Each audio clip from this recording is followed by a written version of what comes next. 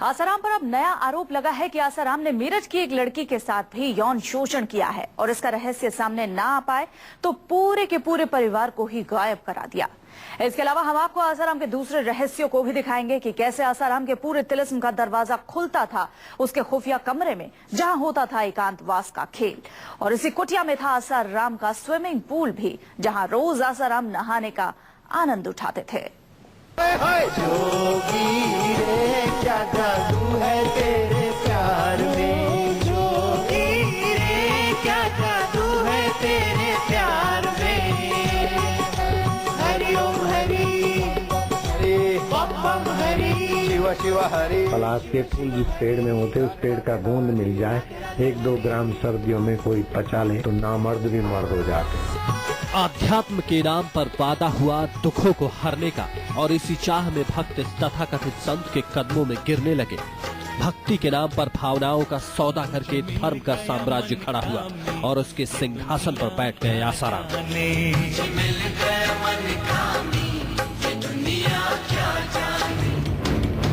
फिर जो हुआ उसकी कल्पना भी किसी ने नहीं की थी। गुरु की महिमा का बखान हुआ और समर्पण के नाम पर भोग का खेल। लाखों की जयकारों के बीच चंद चीखें दबती रही, घुटती रही, लेकिन तिलिस्म टूटा तो आस्था की आंखों पर बड़ा पर्दा फट गया। एक नाबालिग ने यौन शोषण का इल्जाम लगाया तो आसाराम सलाखों के पीछे पहुंच गए, और इसके बाद तो करतूतों के रहस्यों की फहरिस्त ही खुलने लगी। अब एक और रहस्य सामने आया है इस कलयुग के कथावाचक का। अपनी भक्ति का मार्ग दिखाकर आसाराम ने न जाने कितने ही परिवारों को अपने मोह पाश में बांध रखा था। इसी के जरिए शुरू होता था शोषण का खेल, जिसका सच सामने ला रहा है ये आरोप। आसाराम पर आरोप है कि उन्होंने मेरठ के रहने वाले एक परिवार को ही गायब करा दिया है। जब ये प्रकरण हुआ उससे पहले हमारी बेटी से पहले उनका प्रकरण हुआ था, तो मैं उम्मीद थी कि वो हमारे साथ आएंगे और हमारा साथ देंगे। उन्होंने वादा भी किया था पहुँचने के लिए, लेकिन अब 3-4 दिन से पूरा का पूरा परिवार ही गायब है। सुना आपने, एक और लड़की के साथ आसाराम पर यौन शोषण का आरोप लगा है। आरोप लग रहे हैं कि मामले की कहीं पोल न खुल जाए, इससे पहले ही परिवार को गायब करा दिया गया। आरोपों की माने तो मेरठ से गायब परिवार की बेटी भी आसाराम के एक गुरुकुल में पढ़ती थी और उसके साथ भी आसाराम ने यौन शोषण किया। इसी की जांच करने जोधपुर से पुलिस टीम भी आई थी, लेकिन परिवार का पिछले 1 हफ्ते से कुछ पता नहीं है। उसके साथ 3 दिन पहले घटना घटित हुई, हमारी बेटी से भी भयानक घटना घटित हुई। क्या आपको कहीं तो नहीं लग रहा है कि आसाराम ने इस परिवार को गायब करा दिया? मुझे तो यही लगती है कि वो कहीं छुपा रखता है। परिवार वाले परेशान हैं कि ना कोई खबर, ना कोई संदेश। आखिर कहाँ गया परिवार? शाहजहांपुर की पीड़ित लड़की के पिता भी बताते हैं कि उनके परिवार के लोगों से बात हुई थी, तभी इसका सच सामने आया था, लेकिन वो कहाँ गए अब इसका कोई पता इनको भी नहीं है। एडमिशन लेने के बाद में जी ऐसा है, 1-2 बार वो लड़की आई, फिर गई, और उसके बाद में क्या हुआ? कब से गायब है वो? लगभग 1 हफ्ता हो गया। अच्छा, 1 हफ्ता हो गया। आसाराम के माया का जाल इतना बड़ा था कि लोग उसमें खुद ब खुद खिंचते चले आते थे, और एक बार जो इस दुनिया में आया वो फिर इसी चकाचौंध में खो जाता। लेकिन इस चमक के पीछे अंधेरे में एक राज शुरू होता था, और जिसका रास्ता था आसाराम का खुफिया कमरा, जिसका दरवाजा खुलता था आसाराम की शांति की कुटिया से, जिसमें आसाराम एकांतवास का खेल किया करते थे। जानकर बड़ी हैरत होती है कि दुनिया को दिखाने के लिए अपने आप को एक संत कहता शख्स अपने लिए शांति की कुटिया के पीछे एक आलिशान बिल्डिंग बना रखी थी, जिसमें ऐशो आराम का सारा सामान मौजूद था। कुछ 1 महीने तो हमें जैसे अंदर शांति कुटिया में एंट्रेंस अलाउड ही नहीं था। मैं अंदर शांति कुटिया में गया, मैंने पहली बार देखा कि चारों तरफ जो है ना 4 दीवारी है, बीच में जो है ना जो शांति कुटिया के नाम पे है एक लग्जरी बिल्डिंग बनी हुई है। जिस बिल्डिंग के बारे में आपने सुना उसमें खुफिया कमरे भी थे, जहां आसाराम के अलावा किसी को जाने की इजाजत नहीं थी, और प्रवचन के प्रपंच से जब दूर होते तो आसाराम यही भोग का ध्यान लगाते थे। ये एक संत जो के जो है ना पूरा ही संसार जो त्यागने की बात करता है, उसके लिए अंदर एक लग्जरी घर है रहने के लिए, लग्जरी नीचे अंडरग्राउंड कमरे मौजूद हैं, हर एक कमरे के अंदर एसी लगा हुआ है, फिर उसके बाद में स्विमिंग पूल भी मौजूद है। भक्तों की भीड़ से दूर आसाराम को पानी से बहुत प्यार था, इसीलिए आसाराम ने कुटिया में ही स्विमिंग पूल बना रखा था। बाबा घंटों पूल में स्नान करते। आसाराम पर आरोप लगा कि दुनिया भले ही इस पूल से दूर रहे, लेकिन पूल के पानी में आसाराम को लड़कियों की सोहबत पसंद थी। एक दिन देखा था कि जो शांति कुटिया का एक दरवाजा है, जो गैरेज में बिल्कुल उसके साथ में जो दरवाजा है, उसको जैसे ही आप अगर खोलेंगे तो इतना सा भी अगर आप खोलें तो बिल्कुल जो सीधी नजर जो पहली जाएगी आपकी, तो वो स्विमिंग पूल के ऊपर जाएगी। दुनिया के सामने भगवान का ढोंग, आध्यात्म और मोह माया की बात, लेकिन इसके पीछे भी आसाराम का एक और चेहरा था जिसे जानने का साहस कोई नहीं कर सकता। आश्रम से दूर थी आसाराम की कुटिया और इसी के साथ लगा था आसाराम का गैराज, जिसमें लगा होता था खुफिया दरवाजा। बताने वाले बताते हैं कि आसाराम के लिए इसी रास्ते से लड़कियां लाई जाती। आश्रम में शाम 7 बजे से लेकर सुबह 7 बजे तक लड़कियों का प्रवेश वर्जित था, लेकिन आसाराम के लिए इसी खुफिया दरवाजे से होकर लड़कियां पहुंचाई जाती, यानी आश्रम के भीतर किसी को इस रहस्य का पता न चल सके। आश्रम के अंदर जो शांति कुटिया है, उसकी व्यवस्था इस तरह से की गई है कि आप खुद ही आप ये देखिए कि गैरेज के अंदर आपने दरवाजा शटर लगा करके आपने बंद कर दिया, उसी गैरेज में से एक दूसरा दरवाजा खुलता है, ठीक मतलब 8-10 के फुट पे, जबकि उससे पहले एक दरवाजा और मौजूद है। उस गैरेज के अंदर वो दरवाजे होने का मीनिंग ही सिर्फ एक ये सहूलियत के लिए बनाया गया कि अगर उन लड़कियों को बाहर एक्सपोज ना करके अंदर शांति कुटिया से बिल्कुल सीधा ला करके उस गाड़ी के अंदर बैठा देना और शटर खोल करके उन लड़कियों को बाहर लेकर के जाना। आसाराम के रहस्यों की कहानी यही खत्म नहीं होती। आसाराम को तो महारत हासिल थी माया फैलाकर जनता से गुणगान कराने की। मेरठ से शिव प्रकाश और जालंधर से नरेंद्र के साथ ब्यूरो रिपोर्ट न्यूज़ 24। क्या जादू है तेरे प्यार में। अपने आश्रम में आसाराम ने ऐसा माहौल बना दिया था कि किसी को उससे पार पाना आसान नहीं था। 3 रहस्य तो आपने देख लिए, अब आपको अगले 3 रहस्य भी दिखाते हैं कि किस तरह आसाराम गुरु पूर्णिमा के मौके पर खास भोग लगाते थे। आध्यात्म का अनूठा तर्क होता है कि भोग और भक्ति का संगम ना हो, लेकिन आसाराम ने जो तर्क अपने भक्तों के मन में बिठाया वो तो दुनिया से ही परे था, और इसी आध्यात्म की आड़ में उजाले के पीछे जिंदगियों को बर्बाद करने के अंधेरे का इंतजाम था।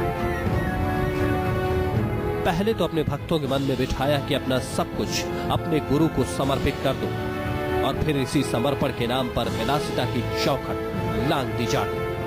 आसाराम के आश्रम में जब आसाराम चलते तो आगे पीछे लाखों लोगों की भीड़ चलती और उनके सेवादार भक्तों से कहते कि जिसने गुरु के आगे समर्पण किया उसके जन्मों जन्म के पाप धुल जाएंगे। इसकी तस्दीक आसाराम ने अपनी किताब तक में की थी।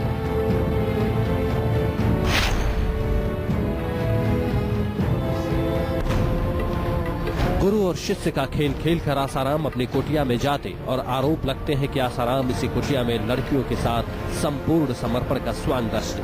गुरु पूर्णिमा के मौके पर तो इसका खास इंतजाम किया जाता। आश्रम में रह चुके लोग बताते हैं कि गुरु को प्रसन्न कराने के नाम पर लड़कियों की तलाश होती और आसाराम के गुरु के प्रवचन की भीड़ से आसाराम के सामने एक लड़की को खोज लेते थे, और इसके लिए आसाराम एक लंबी टॉर्च लेकर चलते थे। लड़की तलाशने के बाद गुरु के सामने पेश कर दी जाती। पूर्णिमा की रात को मैंने डेल और बंगलो इन दोनों लड़कियों के साथ में जो है ना एक नई लड़की को देखा था, जब सबसे पहली बार मैंने देखा था। और ये जो टॉर्च मारने की बात आप ये बता रहे हैं, ये टॉर्च मारने के बाद बात जो है वो अब की नहीं है, ये बहुत समय पहले की बात है। बहुत इतनी लंबी टॉर्च हुआ करती थी, उनकी रोशनी इतनी जबरदस्त होती थी, बहुत तेज। तो उस समय हमें समझ में नहीं आता था कि भाई ये टॉर्च है, भाई रात को निकला आदमी तो कोई टॉर्च तो हाथ में होगी, लेकिन हमें क्या पता है कि भाई इससे कोई शिकार ढूंढे जा रहे हैं।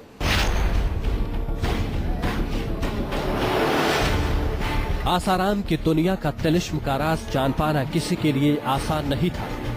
वो तरह तरह के अवतार लेकर अपने भक्तों के बीच आते, कभी प्रवचन देते तो कभी भगवान बन जाते और कभी चमत्कारों की बात करते। भक्तों को भक्ति का उजाला दिखाकर अंधेरे का रास्ता तलाशा जाता। राधे राधे हरी। समर्पण कराने के नाम पर लोगों को समझाया बुझाया जाता और जो नहीं मानता उसे धर्म के नाम पर डराया जाता। धर्म के नाम पर धमकी दी जाती कि समर्पण नहीं हुआ तो गुरु द्रोह हो जाएगा और जिसका परिणाम अच्छा नहीं होता। अगर आपने गुरु को सब कुछ सौंप दिया तो इसी जीवन में आपका कल्याण हो सकता है। अगर आपने गुरु की आज्ञा नहीं मांगी, जैसा मैंने पहले बताया कि गुरु आज्ञा ही केवलम शिष्य से परम मंगलम, कि अगर आप गुरु की आज्ञा से बाहर आप गए तो आपका कल्याण नहीं होगा। आपके गुरु द्रोह का आपके ऊपर आरोप लगा दिया जाएगा। माया से दूर रहने की बात होती और माया का ही सबसे बड़ा आडंबर तैयार किया जाता। नारायण नारायण आपकी गुरु पूनम हो गई। आसाराम मोक्ष और मुक्ति की बातें करते, लेकिन इसकी मुक्ति का खेल भक्ति नहीं भोग के शब्द में छिपा होता। भगवान करे कि सबका मंगल हो। जिसके लिए आसाराम ने चेलों का रैकेट तैयार कर लिया था। भले ही आज दुनिया आसाराम के खासमखास शिल्पी और शिवा को उनका राजदार बताती है, लेकिन 20 साल पहले ये चेहरे नहीं थे। आरोप है कि उस वक्त आसाराम की टीम में 4 खास लोग थे जिनका काम ही था बाबा के लिए लड़कियां लाना, जिसमें 2 लड़कियां थी और 2 लड़के जिनके नाम थे ठेन, बंगलो, रमेश और प्रवीण, जिन पर आसाराम आंख मूंद कर भरोसा करते। के 2 लड़कियां थी के जिनका नाम ढेल और बंगलो था। एक्चुअल में उनका नाम मीरा और निर्मला था। तो न केवल ये, उस समय पे मैं आपको बताऊं कि रमेश टेटिया और प्रवीण ये दोनों सगे भाई हैं और आज भी जो है ना आश्रम के अंदर वो मौजूद हैं कि इन दोनों को तुरंत प्रभाव से जो है ना गिरफ्तार करना चाहिए और पिछला जितना भी काला चिट्ठा है ये बिल्कुल खोल देंगे इस दोनों का। आसाराम के भोग विलास की कहानी सालों पुरानी है। आसाराम के साथ काम कर चुके लोग जब आसाराम के राज खोलते हैं तो इस कलयुगी संत का असली चेहरा सामने आ जाता है। रहस्य खुलने लगते हैं कि भक्त और भगवान का खेल खेलकर आसाराम ने कैसे कैसे काम किए। जालंधर से नरेंद्र के साथ ब्यूरो रिपोर्ट, न्यूज़ 24। रहस्यों के इस घेरे में आसाराम की औलाद नारायण साईं भी शामिल है। नारायण साईं पर आरोप लगा है कि वो अपने बाप के लिए लड़की लाने का काम किया करता था। मेरे प्रभु हरि, मेरे प्रभु हरि, मेरे गुरु हरि, मेरे गुरु हरि, प्यारे प्रभु हरि, प्यारे प्रभु हरि, हरि ओम हरि, हरि ओम हरि। अपने पिता से परवरिश पाई और पुत्र उनकी परछाई बन गया। बाप की विरासत को संभालने के लिए तैयार बेटा, जिसके कारनामे भी दुनिया ने सुने तो हैरान रह गए। बाप को जो करते देखा बेटा भी हूबहू उसकी नकल करने लगा। ओम ओम ओम ओम ओम प्यारे जी, ओम ओम ओम ओम मेरे जी, ओम ओम ओम। वैसा ही भक्तों के सामने प्रवचन। जन्म और मृत्यु दोनों से तय होता है, ऐसा विलक्षण। भक्तों के बीच उछल कूद मचाना। भक्तों के सामने अपने को नारायण का अवतार बताते मोटर बाइक की सवारी से लेकर झरने तक का रोमांच पैदा करने लगा आसाराम का बेटा नारायण साईं।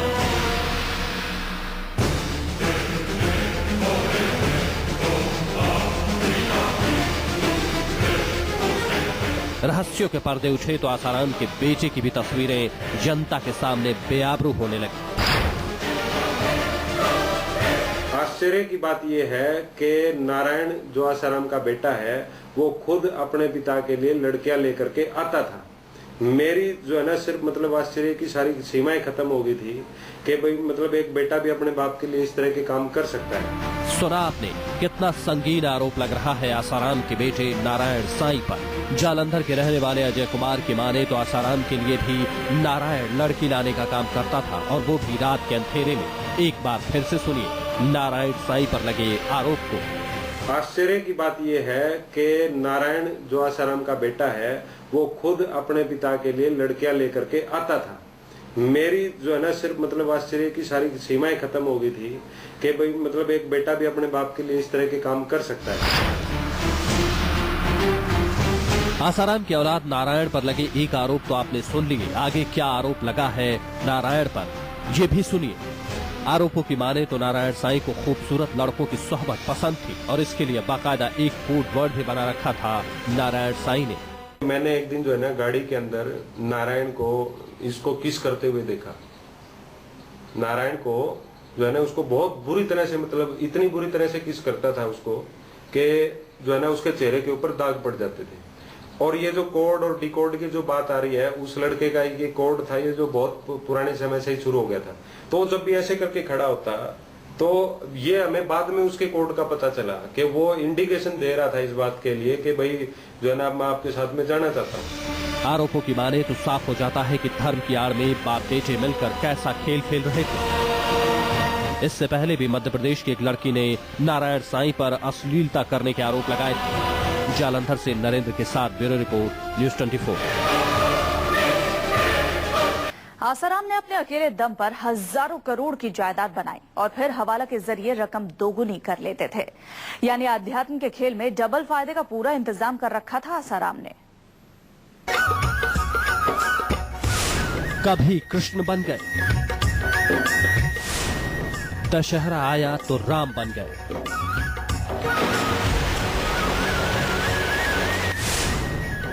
कभी शिव का साक्षात रूप धर लिया। नमः शिवाय, ओम नमः शिवाय। इन्हीं अवतारों की ही माया दिखाकर करोड़ों लोगों को अपना दीवाना बना लिया आसाराम ने और खुद बन गए भगवान के अवतार। आसाराम की माया समझ से परे थी। धर्म का रंग दिखाकर करोड़ों का कारोबार किया और लोगों के पैसे से देश भर में आश्रम और स्कूलों की कतार खोलती। दिन भर प्रवचन करते और शाम होते ही पहुंच जाते अपनी कुटिया में एकांतवास करने, जिसमें माया ही माया मौजूद होती। आध्यात्म को बेचकर करोड़ों की रकम बनाई आसाराम ने और इसी पैसे के पीछे होता था हवाला का कारोबार। चंदे और भक्ति के नाम पर जुटाए गए पैसे फाइनेंसेस तक पहुंचाए जाते और उनसे शुरू होता था आगे का खेल। पैसे को इकट्ठा करके क्या करते थे, जो इन्होंने कार्टून के अंदर पैक कर दिया।